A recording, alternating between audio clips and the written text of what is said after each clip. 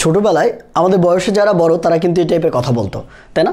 এই যে আপনি বোর্ডে দেখতে পাচ্ছেন, যেরকম আমরা বলছি যে টাকা দেয় তার কথাতেই কর্ম হয়। তো এরকম কিন্তু বিভিন্ন সত্য কথা তারা বলতো এবং বলতো কি এগুলো হচ্ছে প্রবাদ বাক্য কিংবা এগুলো হচ্ছে সত্য কথা, এগুলোই সত্য বাণী। তো এরকম সত্য বাণীকে মূলত আমরা কি বলি? প্রবাদ বাক্য কিংবা প্রোভার্বস। সো এই প্রোভার্বসগুলো নিয়ে আজকে আমরা কথা বলবো।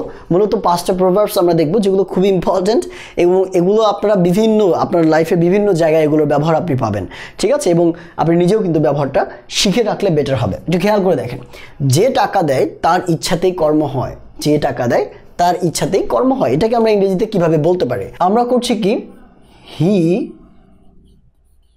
হু, মানে কি বলছি আমরা? যে, তাই না? যে, হি হু pays দ্য পাইপার। পাইপার কথার অর্থ কি? পাইপার মানে হচ্ছে বংশীবাদক, মানে যে বাঁশি বাজায়। তাহলে হি হু pays the piper calls the tune, অর্থাৎ যে বাঁশিবাদককে টাকা দেয় তার কথাই সুর চলে, তাই না? যে বাঁশিবাদককে টাকা দেয় তার কথাই সুর চলে। মূলত এটাই আমাদের সমাজ ব্যবস্থা, এটাই চলে আসছে, যার টাকা আছে তার সব কিছু। তো দেখেন, হি হু পেজ দ্য পাইপার কলস দ্য টিউন, এটার অর্থ এই দাঁড়ায় যে টাকা দেয় তার ইচ্ছাতেই কর্ম হয়, যে যার কাছে টাকা আছে তার ইচ্ছাতেই কর্ম হয়। ঠিক আছে, তাহলে আমরা কিভাবে বলবো? He who pays the piper call the tune. খুব সুন্দর করে এটা বুঝে ফেললাম। ওকে, তারপরে আমরা একটু খেয়াল করে দেখি, আকাশের দিকে থুতু ফেললে আপন গায়েই পড়ে। আকাশের দিকে থুতু ফেললে আপন গায়েই পড়ে, তাই না? আপনি খেয়াল করে দেখবেন, উপরে থুতু মারলে নিজের গায়েই পড়ে, কিংবা অন্যের ক্ষতি করতে চাইলে কোনো না কোনোভাবে নিজের ক্ষতি হয়ে যায়। আমরা আরও একটা কথা বলি যে অন্যের জন্য গর্ত খুললে ওই গর্তে আমরা নিজেরাই পড়ি, তাই না? এরকম কথা কিন্তু প্রচলিত রয়েছে আমাদের সমাজে। এরকম আকাশের দিকে থুতু ফেললে আপন গায়েই লাগে। তাহলে আমরা কি বলতে পারি এখানে? এটাও সেম ভাবে শুরু হয়, যেহেতু যে আছে, তাই না? আকাশের দিকে, তাহলে হি হু speeds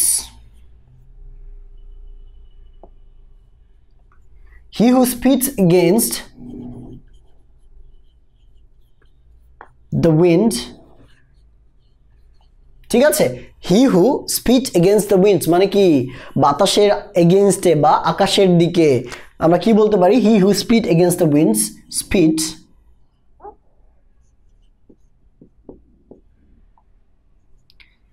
He who speeds against the wind speeds against his own face. বা আমরা এখানে এগেইনস্টের পরিবর্তে অনও ব্যবহার করতে পারি, speeds on his own face, এটা হবে। তাহলে এটা কি হবে অর্থটা? He who speed against the wind speeds against his own face, অর্থাৎ আকাশের দিকে যদি কেউ থুতু ফেলে, থুতু ছুঁড়ে মারে, তাহলে সেটা তার নিজের গায়ে পড়ে, নিজের মুখেই পড়ে। ঠিক আছে, বুঝতে পেরেছি আমরা? এবার চলেন আমরা পরবর্তীটা দেখি, হুইচ ইজ যদি বড় হতে চাও ছোট হও তবে। যদি বড় হতে চাও ছোট হও তবে। তাহলে আমরা এটা কিভাবে শুরু করব? হি উড কি বলেছি? যদি বড় হতে চাও তাহলে কি বলবো আমরা? He would climb the ladder. Ladder মানে কি? ল্যাডার কথার অর্থ হচ্ছে মই, তাই না? He would climb the ladder must begin, ঠিক আছে, অ্যাট দ্য বটম বা ফ্রম দ্য বটমও হবে। এখানে আপনি চাইলে ফ্রম দ্য বটমও বলতে পারেন। কি বললাম আমরা? He would climb the ladder must begin at the bottom, অর্থাৎ যে মইটা চড়তে চায়, যে মই দিয়ে উপরে উঠতে চায়, তাকে প্রথমে কি নিচে থেকে শুরু করতে হয়, শুরু থেকে শুরু করতে হয়। এর অর্থ কিন্তু একটাই, যদি বড় হতে চাও মানে উপরে উঠতে চাও, তাহলে কি হও? ছোট হও, আগে নিচে থেকে শুরু করো, এটাই অর্থ প্রকাশ করে। তাইলে he would climb the ladder must begin at the bottom. ঠিক, ক্লিয়ার? বুঝতে পেরেছি আমরা? এরপর দ্য মোস্ট ফেমাস ওয়ান, শাক দিয়ে মাছ ঢাকা। আমরা অনেক সময় বলি শাক দিয়ে মাছ ঢাকার চেষ্টা করো না, শাক দিয়ে মাছ ঢাকার চেষ্টা করো না। এইটার অর্থ আমরা কিভাবে করতে পারি ইংরেজিতে? আমরা এটাকে বলতে পারি যে কি, যদি ঢাকার কথা আছে, hide in a superficial way. Hide in a superficial way, which means শাক দিয়ে মাছ ঢাকা। দেখেন, এগুলো কিন্তু বাংলা শব্দের সাথে ইংরেজি শব্দের কখনো কোনো মিল পাবেন না, এই জন্য এটা হচ্ছে প্রোভার্বস। বা প্রবাদ বাক্য, এই সবগুলো একটু খেয়াল করে দেখবেন, বাংলার সাথে ইংরেজির কোনো মিল নাই, ঠিক আছে? এগুলো আপনাকে মনে রাখতে হবে, ঠিক আছে? তাহলে আমরা কি বললাম, শাক দিয়ে মাছ ঢাকা, which means hide in a superficial way. অথবা আপনি লাস্ট যেটা রয়েছে, উঁচু গাছে বেশি ঝড় লাগে, উঁচু গাছে বেশি ঝড় লাগে। আমরা কিছুদিন আগে একটা জিনিস লক্ষ্য করলাম না, যে গ্রামের কিছু ভিডিও ভাইরাল হয়েছিল করোনা কালীন সময়ের মধ্যে, ইন্টারভিউ নিতে গিয়ে তাদেরকে জিজ্ঞেস করা হয়েছে যে আপনারা মাস্ক কেন পরেন না? তারা বলে যে করোনা তো আসলে গ্রামে আসে না, করোনা আমাদের জন্য না, করোনা হচ্ছে যারা এমপি মন্ত্রী যারা বড়লোক রয়েছেন তাদের জন্য, শুধু বড়লোকরাই মারা যাচ্ছেন, ঠিক আছে?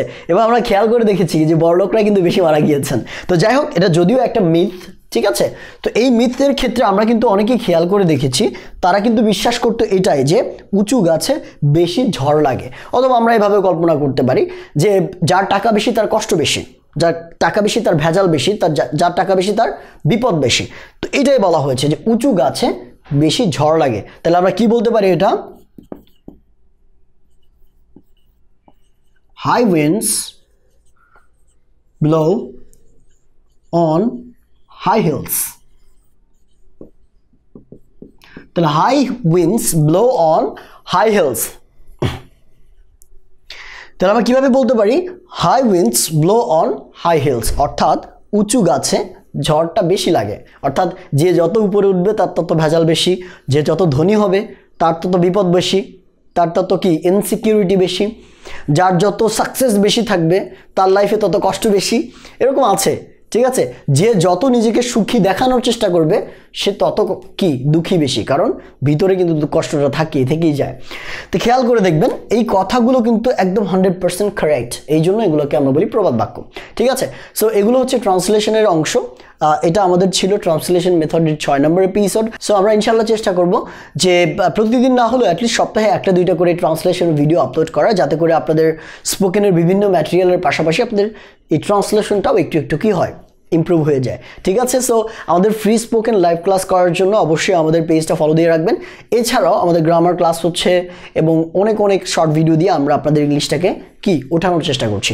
ভালো থাকবেন, সুস্থ থাকবেন, আর অবশ্যই আপনাদের মতামত কমেন্ট বক্সে লিখে দেবেন। আল্লাহ হাফেজ।